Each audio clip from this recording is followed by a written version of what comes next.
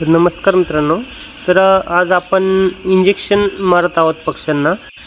आपण जंटा, ॲमिकेशन आणि टायलोसिन आणि सलाईन हे आपण मिक्स करून पक्ष्यांना मारत असतो. तर आपण इंजेक्शन मारतोय. तर पक्षी आज आपला 7 दिवसाचा पक्षी आहे. 7व्या दिवशी आपण इंजेक्ट करतोय.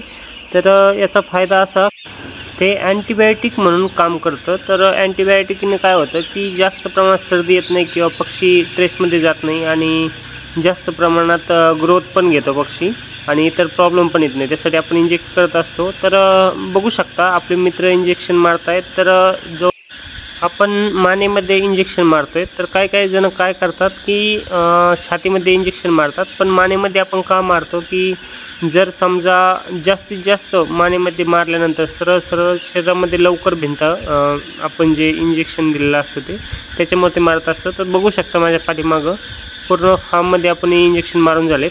जवळजवळ आता शेवटचा कप्पा आहे. आणि तर इंजेक्शन मारल्यानंतर आपण एक मेडिसिन देत असतो, स्विगिट सी म्हणून. कारण पक्षी ट्रेसमध्ये गेलेला असतो, तो बाहेर येण्यासाठी आपण ते औषध देत असतो.